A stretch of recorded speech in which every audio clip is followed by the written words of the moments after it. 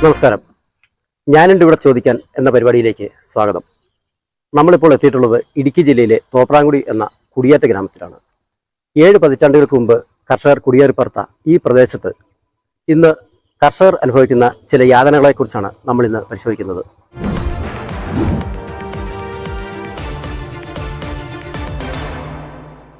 കർഷക സംഘടനകളുടെ പ്രതിനിധിയും അതുപോലെ തന്നെ പട്ടയാവകാശ സമിതിയുടെ പ്രവർത്തകരുമൊക്കെയായ ചില കർഷകർ കൂടിയാണ് നമ്മളോടൊപ്പം ഉള്ളത്. കഴിഞ്ഞ 7 പതിറ്റാണ്ടായി തോപ്രാംകുടി മേഖലയിൽ കർഷകർ കുടിയേറിപ്പാർത്തിരിക്കുന്നു. എന്നാൽ ഇപ്പോഴും കർഷകരുടെ ചില പ്രശ്നങ്ങൾ, പ്രത്യേകിച്ചും പട്ടയം ഉൾപ്പെടെയുള്ള അസൈൻമെൻറ്റ് വിഷയങ്ങൾ ഉൾപ്പെടെയുള്ള കാര്യങ്ങളിൽ ഇന്നും നിങ്ങൾ സമരമുഖത്താണ്. എന്താണ് കർഷകർക്ക് നിങ്ങൾക്ക് ഇതിനെ സംബന്ധിച്ച് പറയാനുള്ളത്? 7 പതിറ്റാണ്ടിലേറെ തോപ്രാംകുടിയിലെ ഇപ്പോൾ 7 പതിറ്റാണ്ട്, ഇടുക്കിയിലായി കുടിയേറിയിട്ട് അതിലേറെ വർഷങ്ങളായിട്ടുണ്ട്. തോപ്രാംകുടി മേഖലയെ സംബന്ധിച്ചോളം 7 പതിറ്റാണ്ടായിട്ട് പോലും പട്ടണവഴി ആരംഭിക്കാത്തതുകൊണ്ട് നിരവധി സമരങ്ങൾ നടന്നു. അതിൻ്റെ ഫലമായി 93-ന് ഇതിന് സർക്കാരാണ് 90 പുതിയ ചട്ടം കൊണ്ടുവന്ന് പട്ടയം കൊടുക്കാൻ വേണ്ടി നടപടി ആരംഭിച്ചു. അപ്പോൾ കർഷകർ പൊതുവെ സന്തോഷിച്ചു. ഇനി ഞങ്ങൾക്ക് പട്ടയ നടപടി ആരംഭിക്കില്ല ഓർത്ത്. അങ്ങനെ 93-ൽ പട്ടയ നടപടി ആരംഭിച്ചപ്പോൾ പട്ടയത്തിന് അപേക്ഷയായിട്ടിരുന്ന കർഷകർ പറഞ്ഞു, നിങ്ങളുടെ ഭൂമിയിൽ ഇപ്പോൾ പട്ടയം തരാൻ അല്പം തടസ്സമുണ്ട്. ലാൻഡ് ലിസ്റ്റിൽ ഏലം എന്ന് കിടക്കുന്നതുകൊണ്ടാണ് ഈ പട്ടയ നടപടി നിങ്ങൾക്ക് മാത്രം മാറ്റി വയ്ക്കുന്നത്. അതുകൊണ്ട് ആ ലാൻഡ് ലിസ്റ്റിൽ അത് തിരുത്തണം. അങ്ങനെ അത് തിരുത്തി കിട്ടാൻ വേണ്ടി നിങ്ങൾ നിരവധി ഭാഗത്ത് കയറി ഉദ്യോഗസ്ഥന്മാരെ കണ്ടു. പ്രത്യേകിച്ച് MLA-യോട് ഈ കാര്യങ്ങൾ, അന്ന് MLA-യോട് ഈ കാര്യങ്ങൾ പറഞ്ഞു. തുറന്നു പറഞ്ഞ കൂടി MLA-യോട് തുടർച്ചയായിട്ട് പല കാര്യങ്ങളും പറഞ്ഞു. പിന്നെ ഞങ്ങൾ ഇതിനെപ്പറ്റി പഠിച്ചു. എന്തുകൊണ്ട് നമുക്ക് എന്തുകൊണ്ടാണ് ലാൻഡ് ലിസ്റ്റിൽ ഇങ്ങനെ ഏലം ലാൻഡ് ലിസ്റ്റിൽ കണ്ടാൽ പട്ടയം കൊടുക്കാൻ പറ്റാതെ ചോദ്യം അങ്ങനെ അന്വേഷിച്ചു. അതിന് മനസ്സിലായി 1980 വരെ ലാൻഡ് ലിസ്റ്റിൽ ഏലം എന്നുള്ളവർക്കും പട്ടയം കൊടുക്കുമായിരുന്നു. 1980 വരെ. 80-ന് ശേഷം 10-13 വർഷക്കാലം പട്ടയങ്ങൾ നിർത്തിവെച്ചു. പുതിയ ചട്ടം 93-ലെ പുതിയ ചട്ടം വന്നപ്പോഴാണ് ലാൻഡ് ലിസ്റ്റിൽ ഏലം എന്നുള്ളവർക്ക് പട്ടയം കൊടുക്കേണ്ടതെന്ന് ഒരു തീരുമാനം എടുത്തേക്കുന്നത്. അധികാരം വേണ്ടപ്പെട്ടത് എത്തിക്കേണ്ടത് ഞങ്ങൾ ജനപ്രതിനിധിയാണ്. അതായത് നിയമസഭയിൽ ഒരു ചെറിയ ചട്ടം ഭേദഗതി ചെയ്യണം. അത് കാരണപ്പെട്ട എന്ത് ചട്ടമോ നിയമമൊക്കെ ഉണ്ടെങ്കിൽ അത് മാറ്റി പുതിയത് ഉണ്ടാക്കാൻ വേണ്ടി നമ്മൾ നിയമസഭ ഉണ്ടാക്കിക്കുന്നത്. അതാണെങ്കിൽ ഈ പാലങ്ങളും റോഡുകളും ഉദ്ഘാടനം മാത്രമല്ല ഞങ്ങൾക്ക് ആവശ്യം. ഞങ്ങൾക്കാണെങ്കിൽ ഈ പട്ടയമാണ് ഈ കർഷകന് ഇപ്പോൾ ഏറ്റവും അത്യാവശ്യമല്ല. അവൻ്റെ ആ അടിസ്ഥാന വസ്തു അങ്ങനെ കാട്ടാൻ പറയുന്നത് പട്ടയം തന്നെയാണ്. ആ പട്ടയം കിട്ടാതെ നമുക്ക് മറ്റെന്തെങ്കിലും നമുക്ക് ആനുകൂല്യം കിട്ടിയാൽ നമുക്ക് തികയത്തില്ല, നമുക്ക് പോരായി അത്. അതുകൊണ്ട് ഈ പട്ടയ നടപടിക്ക് വേണ്ടി ഞങ്ങൾ എത്രയും പറഞ്ഞ പട്ടയം ഞങ്ങൾക്ക് തരണമെന്ന് ആവശ്യപ്പെട്ടുകൊണ്ട് ഞങ്ങൾ MLA തന്നെ, ഇപ്പോൾ അദ്ദേഹം റോഷിദാസനാണ്, അദ്ദേഹം MLA ആയിരുന്ന കാലത്ത് ഞങ്ങൾ നിരവധി തവണ അദ്ദേഹത്തെ കണ്ടു. അദ്ദേഹം പറഞ്ഞു, ഞാൻ നിയമസഭയിൽ പരിഹരിക്കാം എന്ന് നിങ്ങൾ ചില വാക്കുകൾ പറഞ്ഞാൽ അന്ന് ഇന്നും എന്നും പറയുന്നത് അദ്ദേഹം ഈ 3 വാക്കുകളാണ്. അല്ലാതെ ഞങ്ങൾക്ക് പട്ടയം നടത്താൻ വേണ്ടി യാതൊരു നടപടി ആരംഭിക്കുന്നില്ല. ഇത് വാത്തൂർ പഞ്ചായത്തിൻ്റെ തോപ്രാംകുടിയിലുള്ള പഞ്ചായത്ത് ബസ് സ്റ്റാൻഡാണ്. ഈ ബസ് സ്റ്റാൻഡിന് ചുറ്റും ഇട്ട് തന്നെ പട്ടയമുണ്ട്. പക്ഷേ ഈ ബസ് സ്റ്റാൻഡ് ഇരിക്കുന്ന ഭൂമി തൊട്ട് അങ്ങോട്ട് പടിഞ്ഞാറോട്ട് പോകുന്ന ഭാഗത്ത് ഒരു 50ഓളം കുടുംബങ്ങൾക്ക് പട്ടയമില്ല. ഇതേ അവസ്ഥയിൽ ദൈവമേട്, കൊന്നേക്കാമാലി, മേൽഗിരി, പെരുന്തൊട്ടി, പടമുഖം, രാജമുടി മേഖലകളിൽ തുണ്ടുകളും തുരുത്തുകളും പോലെ അവർ ഭൂമി വരുന്നത്. ഈ പറഞ്ഞ പട്ടയമില്ലാത്ത കർഷകരുടെ ചുറ്റുവട്ടത്തെല്ലാം പട്ടയമുണ്ട്. ഇപ്പോൾ വാത്തുക്കുടി പഞ്ചായത്ത് ആണെങ്കിൽ ഒരു ചതുരംഗക്കളം പോലെയാണ്. ഒരു കളത്തിൽ പട്ടയമുണ്ട്, അടുത്ത കളത്തിൽ പട്ടയമില്ലാത്തൊരവസ്ഥയാണിത്. അതായത് പട്ടയം കൊടുക്കാൻ പറ്റും. ഞങ്ങൾ ആവശ്യപ്പെടുന്നത് ഒരു പ്രദേശത്തിന് പട്ടയം തരണമെന്നല്ല, ഒരു മേഖലയ്ക്ക് പട്ടയം തരണമെന്നല്ല. ഈ ചുറ്റുവട്ടം ഞങ്ങളുടെ അയൽവക്കത്ത് തൊട്ടടുത്ത് ഭൂമി പട്ടയമുള്ള പോലെ ഞങ്ങൾക്കും പട്ടയം തരണമെന്നാണ് ആവശ്യപ്പെടുന്നത്. അത് ചെറിയൊരു ചട്ടഭേദഗതിയോട് പരിഹരിക്കാവുന്ന വിഷയം മാത്രമേ ഉള്ളൂ. അത് എത്രയും വേഗം പരിഹരിച്ച് തരണമെന്നാണ് ഞങ്ങൾ ആവശ്യപ്പെട്ടുകൊണ്ടാണ് ഞങ്ങൾ നിരവധി സമരങ്ങൾ ചെയ്തുകൊണ്ടിരിക്കുന്നത്. ഇപ്പോഴും സമരമുഖത്ത് തന്നെയാണ്. ഈ കഴിഞ്ഞ പാർലമെന്റ് ഇലക്ഷനിൽ ഒത്തിരി കർഷകർ നമ്മൾ ഒത്തിരി ആഹ്വാനം ചെയ്തില്ല. എങ്കിൽ തന്നെ നിരവധി കർഷകർ അവർ വോട്ട് ബഹിഷ്കരിച്ചു. അവർ പോളിംഗ് ബൂത്തിലേക്ക് പോയില്ല. പോളിംഗ് ബൂത്തിൽ പോയ ഒത്തിരി ആൾക്കാരെങ്കിൽ അവർ നോട്ടേക്ക് വോട്ട് ചെയ്യാൻ അത് അവർ പ്രതിഷേധം രേഖപ്പെടുന്നതാണ്. അപ്പം 2 ആഴ്ച മുമ്പ് നമ്മൾ പ്രതിഷേധം രേഖപ്പെടുത്തി. ഇനിയുള്ള വരുന്ന തെരഞ്ഞെടുപ്പുകളിൽ വോട്ട് ബഹിഷ്കരിക്കുകയല്ല അവർ ചെയ്യുന്നത്. ഇനി വരാൻ പോകുന്ന പഞ്ചായത്ത് തെരഞ്ഞെടുപ്പ് ത്രിതല പഞ്ചായത്ത് ആയതുകൊണ്ടും ഞങ്ങളെങ്കിൽ കർഷകർ തന്നെ അവരെ സ്ഥാനാർത്ഥി നിർത്തി. ഏതാണ്ട് 4-5 പഞ്ചായത്തുകളിലെ ഒരു വിഷയമാണ് ഇപ്പം ഇവിടെ ഉന്നയിക്കുന്നത്. പൊതുരംഗത്ത് അല്ലെങ്കിൽ യുവ നേതാക്കൾ എന്നുള്ള നിലയ്ക്കൊക്കെ നിരവധി സമരങ്ങളിലൊക്കെ നിങ്ങളൊക്കെ പങ്കെടുക്കുന്നുണ്ട്. അതിൻ്റെ ഒരു പിന്നീടുണ്ടായൊരു പ്രതിഫലനം എന്താണ്? ഇടുക്കി ജില്ല പ്രത്യേകിച്ച് തോപ്രാംകുടി ഒരു സമരഭൂമിയാണ്. ഇവിടെ കർഷകരുടെ സമരങ്ങളും അവരുടെ നിലനിൽപ്പിന് വേണ്ടിയുള്ള പോരാട്ടങ്ങളും ഒന്നും പുതുമയല്ല. ഞാൻ 10ാം ക്ലാസ്സിൽ പഠിക്കുന്ന കാലഘട്ടത്തിൽ ഇവിടെ ഒരു കുടിയിറക്ക പ്രശ്നം ഉണ്ടായിരുന്നു. ആദിവാസി സെറ്റിൽമെൻറ്റിൻ്റെ പേരിലുള്ള ഒരു കുടിയിറക്ക വിഷയം ഉണ്ടായിരുന്നു. അന്ന് തൊട്ട് ഞാൻ ഉൾപ്പെടുന്ന ഇവിടുത്തെ കർഷകരും യുവാക്കളും വിദ്യാർത്ഥികളും എല്ലാം നിലനിൽപ്പിന് വേണ്ടിയുള്ള പോരാട്ടങ്ങളുടെ സമരങ്ങളിൽ അവരുടേതായ പങ്കുകൾ വഹിച്ചിട്ടുള്ള ആളുകൾ തന്നെയാണ്. ഇപ്പോൾ വാത്തുക്കുടി പഞ്ചായത്തും സമീപ പഞ്ചായത്തുകൾ ഇരട്ടയാറും കാമാക്ഷിയും നെടുങ്കണ്ടവും കൊന്നത്തടിയിലും ഒക്കെ ഈ പട്ടയവിഷയം, സമാനമായ പട്ടയവിഷയം നിലനിൽക്കുകയാണ്. ഇപ്പോൾ ജില്ലയിൽ കഴിഞ്ഞ UDF ഭരണകാലത്ത് ഏതാണ്ട് 45,000ഓളം കർഷകർക്ക് പട്ടയം കൊടുത്തു. ഇപ്പോൾ 7 വർഷമായി ഭരിക്കുന്ന ഇടതുപക്ഷ ഗവൺമെൻറ്റും കുറേ ആളുകൾക്ക് പട്ടയം കൊടുത്തിട്ടുണ്ട്, ഇല്ലെന്ന് നമുക്ക് നിഷേധിക്കാൻ പറ്റുകയില്ല. പക്ഷേ ഈ തോപ്രാംകുടിയിലെ പട്ടയ വിഷയം എന്ന് പറഞ്ഞാൽ അത് സ്പെസിഫിക് ആയിട്ടുള്ള ഒരു വിഷയമാണ്. ഇവിടെ സൂചിപ്പിക്കപ്പെട്ട പോലെ തന്നെ ലാൻഡ് രജിസ്റ്ററിലെ ഏലം കാണുന്നു എന്നുള്ള ഒരു സ്റ്റേറ്റ്മെൻറ്റ്, ആ ഒരു കാരണത്താലാണ് ഇവിടെ പട്ടയം നിഷേധിക്കപ്പെടുന്നത്. ഈ ലാൻഡ് രജിസ്റ്ററിൽ ഏലം കാണുന്നു എന്നുള്ളത് കൊണ്ട് എന്താണ് കുഴപ്പമെന്ന് ചോദിച്ചു കഴിഞ്ഞാൽ, സ്വാഭാവികമായിട്ടും നമുക്കറിയാം ഈ CHR വിഷയത്തിൽ CHR ആയിട്ട് കൊടുത്തിട്ടുള്ള സ്ഥലങ്ങളിൽ ഏലം കുത്തകപ്പാട്ട വ്യവസ്ഥ അനുസരിച്ചുള്ള സ്ഥലങ്ങൾ അത് സർക്കാരിൻ്റേതാണ്, കാലാവധി കഴിയുമ്പോൾ സർക്കാർ തിരിച്ചെടുക്കും എന്നുള്ളൊരു നോംസ് ഉള്ളതുകൊണ്ട് അതാണെന്ന് ഉദ്യോഗസ്ഥന്മാർ തെറ്റിദ്ധരിക്കുകയും ആ ഒരു കാരണത്താലാണ് പട്ടയത്തിൽ നിന്ന് ഈ കർഷകരെ ഒഴിവാക്കി നിർത്തിയത്. പക്ഷേ ഇവിടെ നമുക്കറിയാം, ഇവിടെ ഏലം കൃഷി ചെയ്യുന്ന ചെറുകിട കർഷകരാണ്. അവരുടെ ഭൂമിയിൽ 10 ഏലം ഉള്ളവരുണ്ട്, 100 ഏലം ഉള്ളവരുണ്ട്, 1 ഏക്കർ 2 ഏക്കർ ഏലം ഉള്ളവരുണ്ട്. അവരൊരിക്കലും കാർഡമം ഹിൽ റിസർവിൻ്റെ ഭാഗമായിട്ട് ഭൂമി കൈപ്പറ്റിയവരല്ല. അവരുടെ തലമുറകളായിട്ട് പണം കൊടുത്ത് ഇപ്പം ഏറ്റവും കൂടുതൽ കർഷകർ ഇവിടെ താമസിക്കുന്നത് മീനച്ചി താലൂക്കിൽ നിന്ന് കുടിയേറിയതാണ്, എൻ്റെ അച്ഛൻ ഉൾപ്പെടെയുള്ള ആളുകൾ. അപ്പോൾ അവരെല്ലാം പണം കൊടുത്താണ് ഈ കൃഷിഭൂമി വാങ്ങിയിരിക്കുന്നത്. കൃഷിഭൂമി വാങ്ങിക്കഴിഞ്ഞിട്ട് അവർ കുരുമുളക് കൃഷി ചെയ്തിട്ടുണ്ട്, ഏലം ചെയ്തിട്ടുണ്ട്, കാപ്പി ചെയ്തിട്ടുണ്ട്, വിവിധങ്ങളായിട്ടുള്ള കൃഷികൾ ചെയ്തിട്ടുണ്ട്, നെൽകൃഷി ചെയ്യുന്നുണ്ട്. അപ്പോൾ ആ ഒരു കാരണത്താൽ പട്ടയം നിഷേധിക്കുന്നത് തികച്ചും അനീതിയാണ്. ഇവിടെ തന്നെ നമുക്കറിയാം, ഈ മേലച്ചിന്നാറ് മേഖലയിലെ പട്ടയം കഴിഞ്ഞ UDF സർക്കാരിൻ്റെ കാലഘട്ടത്തിൽ കൊടുത്തു. അവിടുത്തെ പ്രധാന പ്രശ്നം എന്ന് പറഞ്ഞു കഴിഞ്ഞാൽ അവിടെ ഈ പദ്ധതി പ്രദേശം മേലച്ചിന്നാർ എന്ന് പറയുന്നത് പെരിഞ്ചാംകുട്ടി എന്ന് പറയുന്ന ഒരു പദ്ധതി പ്രദേശത്ത് അവിടെ കൃഷിക്കാർക്ക് പദ്ധതിയുടെ പേരിൽ ഏറ്റെടുത്ത സ്ഥലമാണ്, അവർ കൊടുക്കാൻ പറ്റിയെന്ന് പറഞ്ഞു. ഒരു സാങ്കേതികത മാത്രമാണ്, പക്ഷെ അത് തിരുത്തുകയും അവിടെയുള്ള മുഴുവൻ കർഷകർക്കും തന്നെ പട്ടയം കൊടുക്കാൻ സാധിച്ചു. ഇവിടെ ഈ ഇപ്രാവശ്യം റീസർവേ നടന്നെങ്കിലും അതൊന്നും ഫലപ്രദമായിട്ടല്ല നടക്കുന്നത്, അതൊന്നും കൃഷിക്കാർക്ക് അനുകൂലമായിട്ടല്ല നടക്കുന്നത്. നമ്മളിവിടെ വലിയ സമരങ്ങളും ഹർത്താലും ഉൾപ്പെടെ നടത്തിയിട്ടാണ് ഇവിടെ കൃഷിക്കാരൻ്റെ ഭൂമിയിൽ അളക്കുന്ന ഭൂമി ഈ കൃഷിക്കാരൻ്റെയാണ്, പൊസഷനുള്ള കൃഷിക്കാരൻ്റെ പേര് രേഖപ്പെടുത്താനായിട്ട് സാധിച്ചതുപോലും ഈ വാത്തുകുടി വില്ലേജിൽ വാത്തുകുടി പഞ്ചായത്തിൽ വലിയ സമരം നടത്തിയിട്ടാണ്. പക്ഷെ മറ്റു വില്ലേജുകളിൽ അത് സർക്കാർ അതിനുവേണ്ടി ഉത്തരവ് ഇറക്കിയിട്ടുമില്ല. അപ്പോൾ ഇതൊരു ഒളിച്ചുകളിയുടെ രീതിയിലാണ് പോകുന്നത്. ഇവിടെ സൂചിപ്പിക്കപ്പെട്ട പോലെ തന്നെ ഉത്തരവാദിത്തപ്പെട്ട ജനപ്രതിനിധികൾ, ഉത്തരവാദിത്തപ്പെട്ട ഗവൺമെൻറ്, ഇപ്പോൾ സ്വാഭാവികമായിട്ട് ഇപ്പോൾ ഭരിക്കുന്ന ഗവൺമെൻറ്റിനെതിരെ ഈ കാര്യത്തിൽ പറയാൻ പറ്റുള്ളൂ. ഈ നിലവിലുള്ള തോപ്രാംകുടിയിലെ ഈ പട്ടയ വിഷയം പരിഹരിക്കണമെങ്കിൽ അത് നിയമനിർമ്മാണം ആവശ്യമാണെങ്കിൽ അത് ചെയ്യണം, ചട്ടം ഭേദഗതിയാണ് അത് ചെയ്യണം. ഇതിനെല്ലാം സർക്കാർ സാധിക്കുമല്ലോ. അപ്പോൾ അങ്ങനെ ചട്ടം ഭേദഗതി ചെയ്യും. 2ാം മാഗ്നാങ്കട്ടയാണ്. 1ാം മാഗ്നാങ്കട്ട നമുക്കറിയാം കർഷകരുടെ കാര്യത്തിനകത്ത് 1/1/1977 മുമ്പ് കുടിയേറിയിട്ടുള്ള കൃഷിക്കാർക്ക് മൊത്തം ഭൂമി അനുവദിച്ചു കൊടുത്ത ഒരു സംഭവമാണ് ഏക്കാനിയുടെ ഗവൺമെൻറ് കാലത്ത് ഉണ്ടായത്. 2ാം മാഗ്നാങ്കട്ടയാണെന്ന് പറഞ്ഞുകൊണ്ട് ഈ ഗവൺമെൻറ് പുതിയൊരു ബില്ല് കൊണ്ടുവന്നു. അത് ഗവർണർ ഒപ്പിടുന്നിടം വരെ പ്രശ്നമായിരുന്നു. ഗവർണർ ഒപ്പിട്ടു, നിയമമായി. പക്ഷേ തോപ്രാംകുടിയിൽ 1500 കൃഷിക്കാർക്ക് ഉൾപ്പെടെ ഈ പ്രദേശത്തുള്ള മുഴുവൻ കർഷകർക്കും ആ തീരുമാനം കൊണ്ട് ഈ 2ാം മാഗ്നാങ്കട്ട എന്ന് പറഞ്ഞ് ഇവർ പ്രചരിപ്പിച്ച അല്ലെങ്കിൽ സ്വീകരണങ്ങൾ ഏറ്റുവാങ്ങിയ ആ ഒരു ബില്ല് കൊണ്ട് ഈ ജില്ലയിലെ പ്രത്യേകിച്ച് പട്ടയമില്ലാത്ത കൃഷിക്കാർക്ക് ഈ പട്ടയം കൊടുക്കാൻ ഇങ്ങനെ സാങ്കേതികത്വത്തിന്റെ പേരിൽ പട്ടയം കൊടുക്കാൻ പറ്റാത്ത കൃഷിക്കാർക്ക് ആർക്കും ഒരു പ്രയോജനം കിട്ടുകയില്ല. ശരിക്കും പറഞ്ഞാൽ ഈ ഭൂപരിഷ്കരണ നിയമം കൊണ്ടുവന്നു എന്ന് പറഞ്ഞതിനകത്ത് വലിയ യാതൊരു കാര്യമില്ല. അത് ശരിക്കും പറഞ്ഞു കഴിഞ്ഞാൽ സർക്കാരിന്റെ ഇപ്പോഴത്തെ സാമ്പത്തിക ദൗർലഭ്യം മാറ്റുന്നതിന് വേണ്ടിയിട്ടുള്ള ഗവൺമെന്റിന്റെ സാമ്പത്തിക ദൗർലഭ്യം മാറ്റുക എന്ന് പറഞ്ഞു കഴിഞ്ഞാൽ ഒരു പട്ടയമില്ലാത്ത സ്ഥലത്ത് ഒരു കെട്ടിടം വെച്ച് കൊടുത്തു കഴിഞ്ഞാൽ അത് വൻ ഫീസ് മേടിച്ച് ക്രമവൽക്കരിച്ചു കൊടുക്കുക. അത് തെറ്റായ. മുൻകാലത്ത് ഇവിടെ നമുക്കറിയാം ഈ പട്ടയമില്ലാത്ത തോപ്രാംകുടിയിലെ പള്ളിയിരിക്കുന്നത്, അമ്പലങ്ങളിരിക്കുന്നത്, ഇവിടുത്തെ നിരവധിയായിട്ടുള്ള പൊതുപ്രസ്ഥാനങ്ങൾ ഇരിക്കുന്നത്, വ്യാപാര സ്ഥാപനങ്ങൾ ഇരിക്കുന്നത്, ഇതിനൊന്നും പട്ടയമില്ല. ഈ സ്ഥാപനങ്ങൾക്കൊന്നും പട്ടയമില്ല. അപ്പോൾ അവിടെ ഇന്നലകളിൽ ചെയ്തത് മൊത്തം തെറ്റാണെന്നും ഇന്നലകളിൽ ചെയ്തതെല്ലാം തെറ്റാണെന്നും ആ തെറ്റ് ഞങ്ങൾ ശരിയാക്കി കൊടുക്കുകയാണ്, അതിനൊരു ഫൈൻ വേണമെന്ന് പറഞ്ഞ് അതാണ് ക്രമവൽക്കരണം. ഫലത്തിൽ പറഞ്ഞു കഴിഞ്ഞാൽ ചില പാർട്ടി ഓഫീസുകളും ചില സ്ഥാപനങ്ങളും രക്ഷിക്കുന്നതിന് വേണ്ടിയിട്ട് മാത്രമുള്ള ഒരു നിയമനിർമ്മാണമാണ് നടന്നിട്ടുള്ളത്. കർഷകന്റെ പ്രശ്നം, കർഷകൻ ആ ഭൂമിയിൽ ഒരു കെട്ടിടം വെക്കണമെങ്കിൽ അവന് ബിൽഡിംഗ് നമ്പർ കിട്ടുകയില്ല. കച്ചവടം ചെയ്യുന്നതിന് സ്വാഭാവികമായിട്ടും അവനൊരു ലൈസൻസ് വേണമെങ്കിൽ ബിൽഡിംഗ് നമ്പർ വേണം, ഇലക്ട്രിസിറ്റി വേണമെങ്കിൽ ബിൽഡിംഗ് നമ്പർ വേണം. കൊടുക്കാൻ തയ്യാറല്ലോ. ഇതിന്റെ പേരിൽ വൻ അഴിമതികളാണ് ഉദ്യോഗസ്ഥന്മാർ നടത്തുന്നത്. ജില്ലയിലെ ഭൂവിഷയങ്ങളുടെ പേരിൽ MLA ആയിരുന്ന കാലത്ത് ഇപ്പോഴത്തെ മന്ത്രിയായിട്ടുള്ള ശ്രീമാൻ റോഷി അഗസ്റ്റിൻ നിരാഹാരം വരെ കട്ടപ്പന ഇരുന്നതാണ്. അത് ഇന്നലകളിലെ കഥ. ഇപ്പോൾ പുതിയ ഗവൺമെന്റിന്റെ ഭാഗമായി കഴിഞ്ഞപ്പോൾ ആ ഗവൺമെന്റിന്റെ പൊതുവേ ഉള്ളൊരു നയസമീപനം നമുക്കറിയാം. ആ ഗവൺമെന്റ് ഒരു ഓട്ടോക്രാറ്റിക് ശൈലിയിലാണ് ഇപ്പോഴത്തെ ഗവൺമെന്റ് പോകുന്നത്. ആരും ചോദ്യം ചെയ്യപ്പെടാൻ പറ്റുകയില്ല. ഇപ്പോൾ വരൾച്ചയിൽ ഇവിടെ ഈ പ്രദേശത്തെ കർഷകരുടെ ഏലം മുഴുവൻ പോയി. 10 പൈസ വരൾച്ച ദുരിതാശ്വാസം അനുവദിക്കുന്ന ഒരു പ്രസ്താവന പോലും ഉണ്ടായിട്ടില്ല. ധാരാളം ആടുമാടുകൾ ചത്തുപോയി. നാമമാത്രമായിട്ടുള്ള ഒരു സഹായം പോലും ഒരു പ്രഖ്യാപിക്കാനോ അതിൻ്റെ കാര്യങ്ങൾ ചെയ്യാനോ പറ്റിയിട്ടില്ല. ആ സമയത്ത് വിദേശത്ത് ടൂർ പോവുകയാണ് ഗവൺമെന്റ് ചെയ്തിരിക്കുന്നത്. ഗവൺമെന്റിനെ സംബന്ധിച്ച് ഇഷ്യൂസ് ഉണ്ടാക്കി, ഓരോ സമയത്തും ഓരോ ഇഷ്യൂസ് ഉണ്ടാക്കി ആ ഇഷ്യൂസിന്റെ പേരിൽ ആളുകളെ ഇങ്ങനെ പറഞ്ഞ് മയക്കി അല്ലെങ്കിൽ പറ്റിച്ച് അവർക്ക് ഒരു വോട്ട് ബാങ്ക് ക്രിയേറ്റ് ചെയ്യാന്നുള്ള ലക്ഷ്യം മാത്രമേ ഉള്ളൂ. മൗലികമായ അടിസ്ഥാനപരമായ വിഷയങ്ങളിലുള്ള പരിഹാരം കാണുന്നതിന് വേണ്ടി അതിന് തയ്യാറാകാൻ സർക്കാർ തയ്യാറാകുന്നില്ല.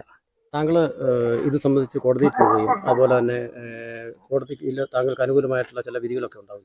പിന്നീടുണ്ടായ സംഭവം 2017 ബഹുമാനപ്പെട്ട ഹൈക്കോടതിയെ സമീപിക്കുകയും ലാൻഡ് രജിസ്ട്രി തെറ്റായി ഏലമെന്ന് രേഖപ്പെടുത്തിയിരിക്കുന്ന കേസ് അത് എന്തുകൊണ്ട് പട്ടയം കൊടുക്കുന്നില്ല എന്ന് ചോദ്യം ചെയ്താണ് ഹൈക്കോടതിയിൽ കേസ് സമർപ്പിച്ചത്. അത് 2018 വിധിയായി വരികയും ജില്ലാ കളക്ടറോട് ഒരു ഉചിതമായ തീരുമാനം ഈ ഭൂമി പരിശോധിച്ചെടുക്കാൻ കോടതി ഉത്തരവുകയും ചെയ്തു. ബഹുമാനപ്പെട്ട ദിനേശൻ IAS കളക്ടർ, നമ്മുടെ ഭൂമി village officer, tahsildar, deputy collector ഇവർ വന്ന് പരിശോധിക്കുകയും ഇവിടെ 1977 മുമ്പ് ഏലം കൃഷി പരിച്ഛേദം മാറിയെന്നും ഇവിടെ ഭൂമിക്ക് പട്ടയം കൊടുക്കുന്നതിന് കുഴപ്പമില്ല എന്നുള്ള ഒരു രീതിയിൽ റിപ്പോർട്ട് തയ്യാറാക്കി 5/5/2020 റിപ്പോർട്ട് കൊടുക്കുകയും അത് ഗവൺമെൻറ്റിലേക്ക് ചെല്ലുകയും എന്നാൽ ഗവൺമെൻറ് അത് പരിച്ഛേദം തള്ളിക്കളയുക, അതായത് വെറും കലക്ടറെ കലക്ടറെ ഒരു ഇതാക്കിക്കൊണ്ട് ആ ഫയൽ തള്ളിക്കളയുകയും ഇങ്ങനെയുള്ള ഭൂമിക്ക് പട്ടയം കൊടുക്കാൻ പാടില്ല, ഇങ്ങനത്തെ റിപ്പോർട്ട് ഗവൺമെൻറ്റിലേക്ക് സമർപ്പിക്കാൻ പാടില്ല എന്നുള്ള ഒരു താക്കീത് നൽകുകയാണ് ചെയ്തിരിക്കുന്നത്. ഈ ഗവൺമെൻറ് പറയുന്ന പട്ടയം കൊടുക്കും എന്ന് മാത്രമല്ലാതെ ഞങ്ങൾക്കിത് യാതൊരുവിധ പ്രയോജനവും ഉണ്ടായിട്ടില്ല. കൂടുതൽ പേരും വാർദ്ധക്യസഹജമായ അസുഖങ്ങളും ഒക്കെയായി വീടുകളിൽ കഴിയുന്ന സമയമാണ്. ഇപ്പോൾ പുതിയ തലമുറ അവരുടെ മക്കളാണ് ഇന്ന് ആ ഭൂമി പരിപാലിക്കുകയും ഈ പ്രകൃതി സംരക്ഷണം ഉൾപ്പെടെയുള്ള കാര്യങ്ങളുമായി മുന്നോട്ട് പോവുകയും ചെയ്യുന്നത്. ഈ പുതിയ തലമുറയും ഈ പട്ടയത്തിൻ്റെ ഈ നിയമപരമായിട്ടുള്ള വിഷയങ്ങൾ അനുഭവിക്കുന്ന ഒരു സാഹചര്യമാണുള്ളത്. അവർക്കും പറയാനുണ്ട് ചില കാര്യങ്ങൾ.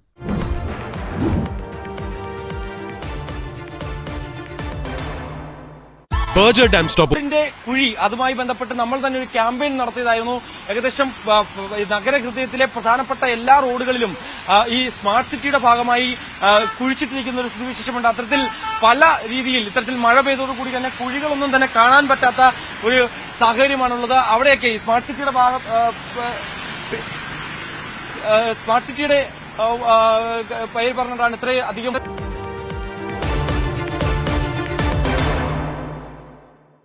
എന്താണ് ഇതിന്റെ ഒരു യഥാർത്ഥ പ്രശ്നം?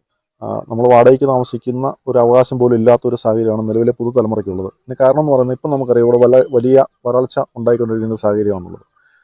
ഈ ഒരു കാലഘട്ടത്തിൽ ഇവിടെ ഏലം കൃഷിയാണുള്ളത്. അതായത് ഇപ്പോൾ സിബിച്ചേട്ടൻ സൂചിപ്പിച്ചതുപോലെ 1/1/1977 മുമ്പ് പൂർണ്ണമായിട്ടും കുടിയേറ്റം നടന്നിട്ടുള്ളതും വിളപരിവർത്തനം, അതായത് അന്നത്തെ ഒരുപക്ഷെ കാട്ടേലൊക്കെ ആയിരുന്നിരിക്കാം, അത് പരിവർത്തനം നടത്തി കുരുമുളക്, കാപ്പി പോലുള്ള ആദ്യം കപ്പ, ഇഞ്ചി പോലുള്ള തന്നാണ്ട് വിളകളിലേക്കും പിന്നീട് കുരുമുളക്, കാപ്പി പോലുള്ള നാണ്യവിളകളിലേക്കും മാറിയ കർഷകരാണ് ഇവിടെ ഉള്ളത്.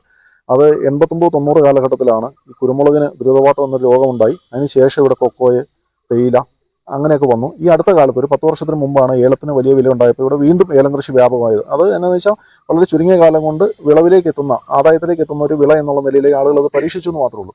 ഞാൻ പറഞ്ഞു വന്നത് ഈ ഒരു കാലവർഷത്തിൻ്റെ ആയിക്കോട്ടെ അല്ലെങ്കിൽ വരൾച്ചയുടെ ആയിക്കോട്ടെ ഒരു ദുരിതാശ്വാസം പോലും ഈ പട്ടയമില്ലാത്ത ആളുകൾക്ക് കിട്ടാത്തൊരു സാഹചര്യമുണ്ട്. ഇവിടെ നിന്നൊക്കെ ഇപ്പം നമുക്കറിയാം ഒത്തിരി ആളുകൾ വിദേശത്തേക്ക് പോകുന്നു.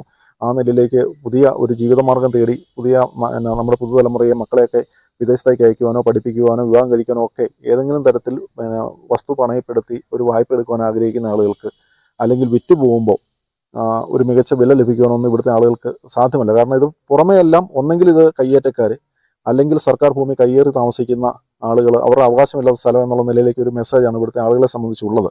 അപ്പോൾ നമ്മളെ സംബന്ധിച്ച് ഇനി ഏതെങ്കിലും കാലത്തൊന്ന് വിറ്റുമാറുവാനോ അല്ലെങ്കിൽ ഇത് വസ്തു പണയപ്പെടുത്തിയോ അല്ലെങ്കിൽ ഏതെങ്കിലും ഒരു ദുരിതാശ്വാസ സംവിധാനത്തിന് വേണ്ടിയിട്ട് നമുക്ക് അർഹതപ്പെട്ട നമ്മുടെ ആവശ്യം അല്ലെങ്കിൽ അവകാശത്തിന് വേണ്ടി ശബ്ദം ഉയർത്താനോ പറ്റാത്ത ഒരു സാഹചര്യം, അഭയാർത്ഥികളെ പോലെ താമസിക്കുന്ന ഒരു സാഹചര്യമാണുള്ളത്. നാളെ ഇതുപോലെ തന്നെയാണ് ഞാൻ പറഞ്ഞത്, ഈ കൃഷിയെ സംബന്ധിച്ച് വലിയ ഗ്യാരണ്ടി ഇല്ലാത്ത ഒരു തൊഴിൽ മേഖലയായിട്ട് മാറിയിരിക്കുക. കാരണം കാലാവസ്ഥാ വ്യതിയാനം കൊണ്ടും മറ്റു കാര്യങ്ങൾ കൊണ്ടും അല്ലെങ്കിൽ വിളയില്ലായ്മ കൊണ്ടുമൊക്കെ നമുക്ക് ഏത് തരത്തിൽ ഇതിനകത്ത് നിന്ന് വരുമാനം ലഭിക്കും എന്ന് വ്യക്തതയില്ലാത്തൊരു കാലഘട്ടത്തിൽ അതിൽ നിന്ന് ഒരു ഗവൺമെൻറ് കൊടുക്കുന്ന ഒരു നിശ്ചിതമായ അവകാശം നേടിയെടുക്കാൻ പോലും ഇപ്പം നമുക്കറിയാം പ്രധാനമന്ത്രി 3 മാസത്തിലൊരിക്കലല്ലേ 2000 രൂപ വെച്ച് പട്ടയമുള്ള ആളുകൾക്ക് കൊടുക്കുന്ന ഒരു സ്കീമുണ്ട്. അതിൻ്റെ പേര് ഞാൻ മറന്നുപോയി.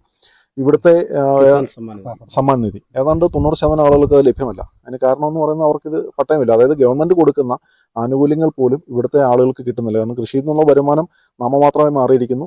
അവർക്ക് ആ രീതിയിലേക്ക് ജീവിക്കാൻ മാർഗ്ഗമില്ല എന്നുകൊണ്ടായിരിക്കും ഗവൺമെൻറ് ഇത്തരം നൂതനമായ പദ്ധതികളൊക്കെ ആവിഷ്കരിച്ചുകൊണ്ടുവരുന്നത്. അതും നമുക്ക് ലഭ്യമല്ലാത്തൊരു സാഹചര്യമാണുള്ളത്. അപ്പം നാളുകളിൽ എന്താകും എന്നതിനെക്കുറിച്ച് വ്യക്തതയില്ല. ഇവിടെ ഇപ്പോൾ ഗവൺമെൻറ് ചെയ്തുകൊണ്ടിരിക്കുന്നത് അല്ലെങ്കിൽ പ്രചരിപ്പിക്കുന്നത്, ഒരു കണക്കാക്കുന്നത് മൂന്നാർ മേഖലയിലുള്ള കയ്യേറ്റക്കാരെയും ഇവിടെ 1950കളുടെ അവസാനത്തിൽ ഗവൺമെൻറ് തന്നെ ഒരു സഹായത്തോടു കൂടി അല്ലെങ്കിൽ അവരുടെ മനസ്സറിവോടുകൂടി കുടിയേറിയ ആളുകളെയും ഈ കയ്യേറ്റക്കാരെയും കുടിയേറ്റക്കാരെയും ഒരുപോലെ കാണുന്ന ഒരു സാഹചര്യമാണ് നിലവിലുള്ളത്. അതുകൊണ്ട് തന്നെ ഞാൻ മുമ്പ് പറഞ്ഞതുപോലെ ഒരു അഭയാർത്ഥികളെ പോലെ അല്ലെങ്കിൽ ഗവൺമെൻറ് ഒരു രണ്ടാം തര പൗരന്മാരെ പോലെ ജീവിക്കേണ്ട ഒരു സാഹചര്യമാണ് ഇടുക്കിയിലെ അല്ലെങ്കിൽ പ്രത്യേകിച്ച് ഈ തോപ്രാംകുടി മേഖലയിലെ ഉള്ളത്. ഇവിടുത്തെ കർഷകരുടെ സാധാരണ പട്ടയ വിഷയമായിട്ട് മുമ്പ് ഇവരെല്ലാം സൂചിപ്പിച്ച പോലെ വ്യത്യാസമുണ്ട്. കാരണം നമുക്കറിയാം 93 റൂൾ പ്രകാരം 2000 കാലഘട്ടത്തിലാണ് പട്ടയം കൊടുക്കുന്നത്. 2013 ഇടുക്കിയിലെ വാഴത്തോപ്പിൽ ആദ്യത്തെ പട്ടയമേള നടക്കുന്നത്. അന്ന് കുറേയധികം ആളുകൾക്ക് പട്ടയം കിട്ടി. അന്നത്തെ ഗവൺമെൻറ് തീരുമാനം പുല്ലുമേട്, പരിശ് അങ്ങനെയുള്ള ഏരിയയ്ക്കൊക്കെ കരിങ്കാട് പോലുള്ള സ്ഥലങ്ങൾക്ക് പട്ടയം കൊടുക്കാനായിട്ട് തീരുമാനിച്ചു.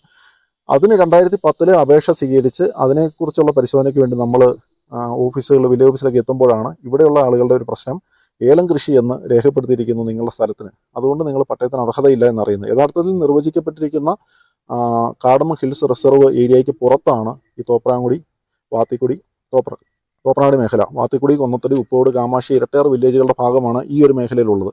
അവിടുത്തെ ഏതാണ്ട് 2000-ലധികം കർഷകർക്ക് ഈ ഒരു പ്രശ്നം കൊണ്ട് പട്ടയം കിട്ടുന്നില്ല. മുമ്പ് ജെയിംസ് ചേട്ടൻ പറഞ്ഞതുപോലെ നമ്മുടെ തൊട്ടതിലുള്ള ആളുകൾക്ക് 1964 ചട്ടപ്രകാരവും ഒക്കെ പട്ടയം ലഭിച്ചിട്ടുള്ള ആളുകളുണ്ട്. പക്ഷേ കുറേ അധികം ആളുകൾക്ക് പട്ടയമില്ല, കുറച്ചധികം ആളുകൾക്ക് പട്ടയമുണ്ട്. അപ്പോൾ അവർ നമുക്ക് എന്ത് ഗ്യാരണ്ടിയിലാണ് ഇവിടെ താമസിക്കുന്നത് എന്നുള്ളത് പുതുതലമുറയെ സംബന്ധിച്ച് ഒരാശങ്കയാണ്. അവർക്ക് ഈ തരത്തിൽ അവരുടെ വസ്തുവിന്മേൽ അധികാരമില്ല, അവർക്ക് ഗവൺമെൻറ്റേതായ രീതിയിലുള്ള പണയപ്പെടുത്താനില്ല, ഗവൺമെൻറ് ആനുകൂല്യങ്ങളൊന്നും ലഭിക്കുന്നില്ല. മറ്റേതെങ്കിലും രീതിയിൽ ഈ വസ്തു പണയപ്പെടുത്തിയൊക്കെ മറ്റുള്ള കൂടെ പഠിച്ച ആളുകളൊക്കെ വിദേശത്തേക്ക് പോകാൻ വേണ്ടിയിട്ടോ അല്ലെങ്കിൽ വിദ്യാഭ്യാസ ലോണിനൊക്കെ അപേക്ഷിക്കുമ്പോൾ അതുപോലും ലഭ്യമല്ലാത്ത രീതിയിലേക്ക് പിന്തള്ളപ്പെട്ടു പോയ ഒരു തലമുറയാണ് പുതിയ തലമുറ. ഇവിടെ സൂചിപ്പിച്ച പോലെ തന്നെ കാർഷിക മേഖലയ്ക്ക് വലിയ തകർച്ച ഹൈറേഞ്ചിൽ നേരിടുന്ന ഒരു കാലഘട്ടമാണ്. അപ്പോൾ ഏതെങ്കിലും തരത്തിലുള്ള ബിസിനസ്സുകളോ അത്തരത്തിലുള്ള മറ്റ് തൊഴിൽ മേഖലകൾ തേടേണ്ട ഒരു സാഹചര്യമാണ് ഇവിടുത്തെ യുവാക്കൾക്കുള്ളത്. പക്ഷെ അവർക്ക് ഇപ്പോൾ ഈ ഭൂമിയിൽ യാതൊരു വിലയുമില്ല, അല്ലെ ഭൂമിക്ക് അവർക്ക് ഒരു പട്ടയമില്ല, അത്തരത്തിലുള്ള യാതൊരു പ്രയോജനവുമില്ലാത്തൊരു സാഹചര്യത്തിൽ മറ്റ് തൊഴിൽ മേഖല തേടാനും ഇവർ ശ്രമിക്കുന്നുണ്ട്. അതിനെക്കുറിച്ചാണ് നമ്മുടെ മറ്റു സുഹൃത്തുക്കൾക്കും പറയാനുള്ളത്. എങ്ങനെയാണ് നമുക്ക് നമ്മുടെ ഒരു തൊഴിലുമായി മുന്നോട്ട് പോകാനായിട്ട് ഇപ്പം കൃഷിക്ക് ഒരുപാട് നാശങ്ങളുണ്ടാകുന്നു, നമ്മൾ മറ്റു മേഖലകൾ തേടേണ്ട ഒരു സാഹചര്യമുണ്ട്. ഇത്തരം പ്രതിസന്ധിയിൽ എങ്ങനെയാണ് ഇനി മുന്നോട്ട് പോകുന്നത്? ഇപ്പോഴും പരമ്പരാഗത രീതിയിലുള്ള കൃഷി രീതിയിൽ ആൾക്കാർ മാറിയിട്ടുണ്ട്. എന്തെങ്കിലും ഒരു സംരംഭം തുടങ്ങാൻ, ഒരു കാർഷിക അഗ്രികൾച്ചർ റിലേറ്റഡ് ഒരു ബിസിനസ് തുടങ്ങണമെന്ന് വെച്ച് കഴിഞ്ഞാൽ ലൈസൻസ് കിട്ടിയാൽ പട്ടയില്ല, ലൈസൻസ് കിട്ടിയല്ല. പട്ടയുള്ള ഭൂമിക്ക് തന്നെ സർക്കാർ ലൈസൻസ് കൊടുക്കുന്നില്ല. അപ്പം പട്ടയില്ലാത്ത കർഷകൻ്റെ അവസ്ഥ എന്തായിരിക്കും എന്ന് വെച്ച് നോക്കുക. അപ്പോൾ ഇപ്പം ഈ പുതിയ തലമുറയിൽപ്പെട്ട ആൾക്കാരും കൃഷിയിലോട്ട് കടന്നു വരുന്നില്ല. ആരെങ്കിലും കടന്നു വന്നാൽ തന്നെ അവരെ നിലനിൽക്കാനും അവർ ആഗ്രഹിക്കുന്നില്ല. കാരണം ഓരോ ദിവസവും ഇതിലെ പട്ടയ പ്രശ്നങ്ങൾ, ഭൂപ്രശ്നങ്ങളെല്ലാം ഇടുക്കി ജില്ലയിൽ പ്രത്യേകിച്ച് തോപ്രാംകുടി മേഖലയിൽ ഓരോ ദിവസം കൂടുതൽ വന്നുകൊണ്ടിരിക്കുക. അപ്പം എന്താണ് ഫ്യൂച്ചറിലോട്ടുള്ള ഗ്യാരണ്ടി എന്ന് ഞങ്ങൾ ആലോചിക്കുന്നത്. കാരണം നമ്മൾ ഈ നാട്ടിൽ നിൽക്കുമ്പോൾ ഇവിടെ നിന്ന് കഴിഞ്ഞാൽ ഫ്യൂച്ചർ നമ്മുടെ കൂടെ പഠിച്ചവരെ വിദേശത്തേക്കൊക്കെ മൈഗ്രേറ്റ് ചെയ്തു. അപ്പോൾ നമ്മൾ നാട്ടിൽ നിന്ന് കഴിയുമ്പോൾ നമ്മൾ എന്തെങ്കിലും ബിസിനസ് തുടങ്ങിയാൽ ഒരു എസ്റ്റാബ്ലിഷ് ആക്കി പോകാൻ പറ്റുമോ, ലൈസൻസ് കിട്ടുമോ എന്നുള്ള ഭയത്തിലാണ് ഞങ്ങൾക്ക് ഇവിടെ നിൽക്കുന്നത്. കാരണം ഒരു ഗ്യാരണ്ടി ഇല്ല ഇവിടുത്തെ ജീവിതത്തിൽ. ഇവർ മുന്നോട്ട് വെക്കുന്ന ചില ആശയങ്ങളുണ്ടാവും, അതുകൂടി നമുക്ക് പരിശോധിക്കേണ്ടതുണ്ട്. എന്താണ് ഇനി ഇത്തരം ഈ വിഷയങ്ങൾക്ക് നമുക്ക് ശാശ്വതമായിട്ടുള്ള പരിഹാരം കർഷക സംഘടനകൾ, കർഷകർ കാണുന്ന ഒരു പരിഹാരമാണ്? കർഷകർ കാണുന്ന പരിഹാരം വെച്ചാൽ അവസാനം നമ്മൾ നിയമപരമായിട്ട് കോടതിയിൽ പോയി ചെന്നപ്പം ഈ എട്ടയാർ പഞ്ചായത്തിലെ ഒരു 30ഓളം കർഷകർ കോടതിയിൽ പോയി ഇത്തരം ഭൂമിക്ക് അവർക്ക് അനുകൂലമായ വിധി ലഭിച്ചിരുന്നു. അവർക്ക് പട്ടയം കിട്ടി. ആ പട്ടയം അവരെങ്കിൽ പണയപ്പെടുത്തി, അവരെങ്കിൽ അവരുടെ കുട്ടികളെ വിദേശത്തേക്ക് അയച്ചു, അവരെങ്കിൽ ലോൺ എടുത്തു, കുട്ടികളുടെ കല്യാണം കഴിച്ചു വിട്ടു. അപ്പോൾ അത് കണ്ടുകൊണ്ട് ഈ തോപ്രാംകുടിയിലുള്ള ഒരു 100ഓളം കർഷകർ ഒന്നിച്ച് ഹൈക്കോടതിയെ സമീപിച്ച് അവർക്ക് അനുകൂലമായ വിധി കിട്ടി. അത് കഴിഞ്ഞ് ആ വിധി അവർ ഇവിടെ നമ്മുടെ തഹസിൽദാർ ഉൾപ്പെടെയുള്ള ജില്ലാ ഭരണകൂടം ഉൾപ്പെടെ ആൾക്കാർ ആ വിധി നടപ്പിലാക്കിയില്ല. അപ്പം ചെമ്പപ്പാറ ഇരട്ടയാർ വില്ലേജിൽ അത് നടപ്പാക്കി കൊടുക്കുകയും വാത്തിക്കുടി വില്ലേജിലെങ്കിൽ ഇത്തരം കർഷകർ പട്ടയം കൊടുക്കാതിരിക്കുകയും ചെയ്തു. പിന്നെയും കുറേ കർഷകർ പോയി. അങ്ങനെ വെച്ചപ്പോഴെങ്കിൽ ഇപ്പോൾ ചെല്ലുന്ന കേസെല്ലാം 3-4 ടീമുകളിലേക്ക് വിടുവാണ്. ഒരു സ്പെഷ്യൽ ബെഞ്ചുമാർ.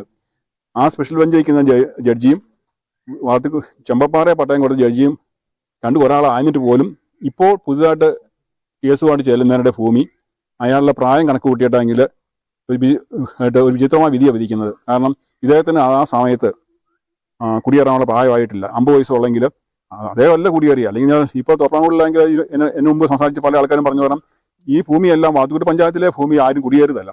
ഇത് എങ്കിൽ ആദ്യം കുടിയേറിയ ആൾക്കാരുടെ അടുത്തുനിന്ന് തലമുറയായിട്ട് അവരെങ്കിൽ വില കൊടുത്ത് വാങ്ങിയതാണ്. 5-6 കൈമാറ്റം ചെയ്ത ഭൂമി പേരുടെ അടുത്ത് കൈമാറ്റം ചെയ്ത ഭൂമി വരെയാണ് ഇപ്പോൾ ഞങ്ങളുടെ കൈവശം ഇരിക്കുന്നത്. അപ്പോൾ നാളെ ഒരാൾ ഈ ഭൂമി ഇപ്പോൾ എനിക്കൊരു ആവശ്യം വന്നു, ഞാൻ ഭൂമി വിറ്റു, അയാൾ പട്ടയില്ലാത്ത ഭൂമി അത് മേടിക്കാൻ താല്പര്യമുള്ള വ്യക്തി വരുവാണെങ്കിൽ അയാൾക്കെങ്കിൽ അയാൾക്ക് 40 വയസ്സ് ഉള്ളെങ്കിൽ അയാൾ പട്ടയത്തിന് അർഹതയില്ല എന്ന് പറയുന്നത് എന്ത് വിചിത്രമായ ഒരു വാദം അത്. ഒരു അഭിഭാഷകൻ എന്നുള്ള നിലയ്ക്ക് ഇതിൻ്റെ നിയമപരമായ നിരവധി പ്രശ്നങ്ങൾ ഇപ്പോൾ ഇവർ ചൂണ്ടിക്കാണിച്ചു. അപ്പോൾ അഭിഭാഷകൻ എന്നുള്ള നിലയ്ക്ക് ഈ കാര്യങ്ങളൊക്കെ സാധ്യമാകുമെന്ന് താങ്കൾ കരുതുന്നുണ്ട്? നിയമപരമായിട്ട് ഇതിന് യാതൊരു തടസ്സങ്ങളുമില്ല. ഇതൊരു പട്ടയം എന്ന് പറഞ്ഞാൽ എക്സ്ക്ലൂസീവ്ലി അത് ഗവൺമെൻറ്റിൻ്റെ ഒരു റൈറ്റാണ്. ഒരു തഹസിൽദാരുടെ തീരുമാനത്തിൻ്റെ അടിസ്ഥാനത്തിൽ കൊടുക്കാവുന്ന കാര്യങ്ങളേ ഇവിടെ ഉള്ളൂ. അത്തരം സങ്കീർണമായിട്ടുള്ള നിയമപ്രശ്നങ്ങളൊന്നും തന്നെ ഇവിടെയില്ല. കാരണം 1960 ആക്ടും പ്രകാരം 64 റൂൾ പ്രകാരം ആണ് ആദ്യം പട്ടയം കൊടുത്തത്. ആ 1960 ആക്ടിനകത്ത് സെക്ഷൻ 7 തന്നെ പറയുന്നുണ്ട് ചട്ടം ഏത് വേണമെങ്കിലും നിർമ്മിക്കാം. ആ 1960 ആക്ടിൽ പറയുന്ന സെക്ഷൻ 7 പ്രകാരം പറയുന്നതിൻ്റെ അടിസ്ഥാനത്തിലാണ് 64 ചട്ടം ഉണ്ടാക്കിയിരിക്കുന്നത്. അപ്പോൾ 64 ഉണ്ടാക്കിയ ചട്ടം അത് അന്ന് നമുക്കറിയാം അഗ്രികൾച്ചർ മാത്രമാണ് പറഞ്ഞിരുന്നത്, താമസിക്കാൻ ഒരു വീടും. അത് കുറച്ചുകൂടെ പരിഷ്കരിക്കണം എന്ന് വന്നു കഴിഞ്ഞപ്പോഴാണ് 93 പുതിയ അമെൻഡ്മെൻറ്റ് വന്നു. ആ അമെൻഡ്മെൻറ്റിനകത്ത് പറയുന്നുണ്ട് അഗ്രികൾച്ചർ, അലീഡ് ആക്ടിവിറ്റീസ്, കച്ചവട സ്ഥാപനം, പീടിക പറയുന്നുണ്ട്. അതിന്മേലാണ് ഇവിടെ പട്ടയമെല്ലാം കൊടുത്തുകൊണ്ടിരുന്നത്. ഇപ്പോൾ ഈ നിലവിലുള്ള ആക്ട് തന്നെ ഉപയോഗിച്ചുകൊണ്ട് പട്ടയം കൊടുക്കുന്നതിന് ഒരു തടസ്സവുമില്ല. ഇവിടെ ഇപ്പോൾ ഈ ഏലം കാണുന്നു എന്ന് പറയുന്നതിനെ സംബന്ധിച്ച് ആ ഒരു ഡിസ്പ്യൂട്ടിലാണല്ലോ, ഒരു ഒറ്റ വേർഡിൻ്റെ ഡിസ്പ്യൂട്ടിലാണല്ലോ നിൽക്കുന്നത്. അത് ഗവൺമെൻറ്റിന് ഇത് സംബന്ധിച്ച് ഒരു റവന്യൂ കമ്മീഷണറെ, ലാൻഡ് റവന്യൂ കമ്മീഷണറുടെ കീഴിൽ ഒരു ഉദ്യോഗസ്ഥന്മാരുടെ ഒരു തഹസിൽദാരും ഒരു ഡെപ്യൂട്ടി കളക്ടറും ഒരു വില്ലേജ് ഓഫീസറും ഉൾപ്പെടുന്ന ഒരു സമിതിയെ നിയമിച്ച് ഈ എല്ലാ സ്പോട്ടും വെരിഫൈ ചെയ്ത് ഇത് കൃഷിക്കാരൻ അവിടെ കൃഷി ചെയ്തുണ്ടാക്കിയ ഭൂമിയാണോ എന്നുള്ള ഒരു മൊഴിയെടുത്തൊരു മകസറുണ്ടാക്കിയാൽ മുഴുവൻ പ്രശ്നങ്ങളും പരിഹരിക്കാവുന്ന കാര്യമുള്ളൂ. ഇനിയും ഒരു സമരരംഗത്തേക്ക് നിങ്ങൾ ഉണ്ടാവുന്നതാണ് കരുതാൻ? തീർച്ചയായിട്ടും അത് പോകേണ്ടി വരും. കാരണം അവകാശങ്ങൾ സംരക്ഷിക്കാൻ വേണ്ടിയിട്ട്, അവകാശങ്ങൾ നേടിയെടുക്കാൻ വേണ്ടിയിട്ട് ന്യായമായ സമരങ്ങൾ നടത്തി തന്നെയാണ് ഈ നാട്ടിൽ നമ്മുടെ രാജ്യത്തിൻ്റെ സ്വാതന്ത്ര്യം മുതൽ ഇന്ന് വരെ നടന്നിരിക്കുന്ന എല്ലാ അവകാശങ്ങളും നേടിയെടുത്തിട്ടുള്ളത്.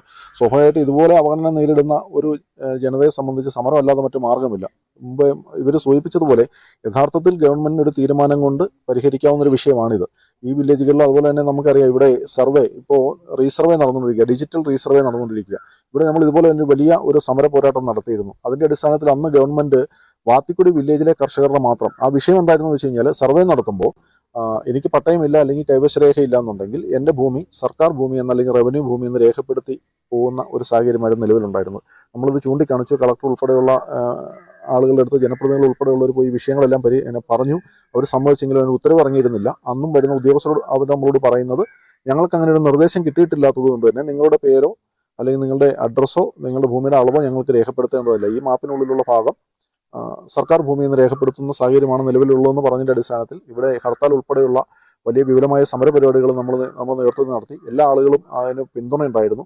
അവസാനം ഗവൺമെൻറ് വാത്തിക്കുടി വില്ലേജിലെ കർഷകരുടെ ഭൂമിയുടെ വിവരങ്ങൾ മാത്രം ലാൻഡ് രജിസ്റ്ററിൽ രേഖപ്പെടുത്താൻ വേണ്ടിയിട്ട് ഉത്തരവിറങ്ങി. അപ്പോൾ അതിൻ്റെ ഒരു അർത്ഥം എന്ന് പറയുന്നത് നമ്മുടെ സമരങ്ങൾക്ക് ഫലമുണ്ട് എന്നതിനൊപ്പം തന്നെ ഗവൺമെൻറ് അല്ലെങ്കിൽ ഇതിൻ്റെ അധികാരികൾ വേണ്ടത്ര രീതിയിലുള്ള പഠനങ്ങൾ ഇതിനെ സംബന്ധിച്ച് നടത്തുന്നില്ല എന്നുള്ളത് നമ്മുടെ ഇന്നത്തെ വിഷയം സങ്കീർണമാക്കുന്ന ഒരു ഘടകമാണ്. കാരണം ഈ സർവേ എന്ന് പറയുന്നത്, ഡിജിറ്റൽ സർവേ എന്ന് പറയുന്നത് കേരളത്തിൽ എല്ലാ വില്ലേജുകളിലും നടന്നുകൊണ്ടിരിക്കുന്ന ഒരു പ്രോസസ്സാണ്. അതായത് നിലവിലുള്ള പേപ്പറിലുള്ള ലാൻഡ് രജിസ്റ്റർ ഡിജിറ്റലൈസ് ചെയ്യുന്നതിൻ്റെ ഭാഗമായിട്ടാണ് ഈ സർവേ നടന്നുകൊണ്ടിരിക്കുന്നത്. അത് ഏതാണ്ട് 4 വർഷക്കാലം കൊണ്ട് കേരളത്തിലെ മുഴുവൻ ഭൂമിയുടെ വിവരങ്ങളും ഡിജിറ്റലൈസ് ചെയ്യുക എന്നുള്ളതാണ് ഈ സർവേ കൊണ്ട് ഉദ്ദേശിക്കുന്നത്. അതിലേക്ക് ഇവിടെ മാത്രമല്ല ഈ പ്രശ്നമുള്ളത്, പുറമ്പോക്കി താമസിക്കുന്ന ആളുകളുണ്ടാവാം. അത്തരം തരത്തിലുള്ള ആളുകളുടെ എല്ലാം വിവരങ്ങൾ സർക്കാർ ഭൂമി എന്ന് പറഞ്ഞ് രേഖപ്പെടുന്ന ഒരു സാഹചര്യം ഉണ്ടാവുന്നതിനെതിരെയായിരുന്നു നമ്മുടെ സമരം. അപ്പോൾ അതിൽ വാത്തിക്കുടിക്ക് വേണ്ടി മാത്രം സമരം ചെയ്ത ആളുകൾക്ക് വേണ്ടി മാത്രം ഗവൺമെൻറ് ഉത്തരവിറങ്ങി. അതേസമയം ഇവിടെ ഇനിയിപ്പോൾ സംഭവിക്കാൻ പോകുന്നത് അത് തന്നെയാണ്. അതായത് ഇത് മൂന്നാറിലെ, ഞാൻ മുമ്പ് സൂചിപ്പിച്ചപോലെ മൂന്നാറിലെ കയ്യേറ്റവും ഇവിടുത്തെ കുടിയേറ്റവും വ്യത്യസ്തമാണ്. അപ്പോൾ അവിടെയുള്ള ആളുകളും ഇവിടുത്തെ ആളുകളും ഒരേ തരത്തിലുള്ള ആളുകളാണെന്നൊരു ഒരു നിർവചനമാണ് നിലവിൽ റവന്യൂ അധികാരികൾ ഗവൺമെന്റ് ഭാഗത്തുള്ളത്. അത് പഠിച്ചു ചെയ്തു കഴിഞ്ഞാൽ ഈ പ്രശ്നം പരിഹരിക്കാവുന്നതാണ്. യുവതലമുറയും ഇനിയൊരു സമരബൂത്ത് തന്നെ ഉണ്ടാവും ഈ വിഷയം പരിഹരിക്കുന്നത്. യുവതലമുറയും പഴയ തലമുറയും എല്ലാം ഉണ്ട്. കാരണം ഇത് അവരുടെ പിറന്ന മണ്ണിൽ ജീവിക്കാൻ വേണ്ടിയിട്ടുള്ള, അല്ലെങ്കിൽ അവർ വർഷങ്ങളായിട്ട് കൈവശം പെട്ട അവരുടെ ജീവിത സന്ധാരണത്തിന് വേണ്ടി ഉപയോഗിക്കുന്ന ഭൂമിയിൽ അധിവസിക്കാനും ജീവിക്കാനും വേണ്ടിയിട്ടുള്ളവർ വേറെ ഓപ്ഷൻ ഇല്ല നമ്മൾക്ക്. അല്ലെങ്കിൽ പിന്നെ ഇവിടുന്ന് കുടിയിറങ്ങി പോവുക എന്നുള്ളതാണ്. കാരണം സ്വന്തം നാട്ടിൽ അവകാശമില്ലാതെ അല്ലെങ്കിൽ ഉടമസ്ഥൻ എന്നുള്ള അവകാശമില്ലാതെ എങ്ങനെ എത്ര കാലം ജീവിക്കാൻ പറ്റും? ഒരു വലിയ പ്രശ്നം തന്നെയല്ലേ. ഇതാണ് തോപ്രാംകുടിയിലെ കർഷകർക്ക് പറയാനുള്ളത്. സ്വന്തം ഭൂമിയിൽ, പ്രത്യേകിച്ചും 7 പതിറ്റാണ്ടിലധികം പണിയെടുത്ത് ഇവിടെ കുടിയേറി പാർത്ത കർഷകർക്കും അവരുടെ മക്കൾക്കും സ്വന്തം ഭൂമിയിൽ അവകാശമില്ല എന്നൊരു അവസ്ഥയിലേക്ക് എത്തി നിൽക്കുന്നു. അതേസമയം സർക്കാരും ജനപ്രതിനിധികളും ഇക്കാര്യത്തിൽ ആവശ്യമായ കൃത്യമായ തീരുമാനങ്ങളെടുത്താൽ, അവർ ഈ പ്രശ്നം പരിഹരിക്കണം എന്നുള്ള ഉറച്ച തീരുമാനമെടുത്താൽ പരിഹരിക്കാവുന്ന വിഷയങ്ങൾ മാത്രമാണ് തോപ്രാംകുടിയിലെ ഈ കർഷകർക്ക് ഉള്ളത്. ഏതായാലും ഞാനുണ്ട് ഇവിടെ ചോദിക്കാൻ പരിപാടി ഇവിടെ പൂർണ്ണമാകുന്നു. നമസ്കാരം.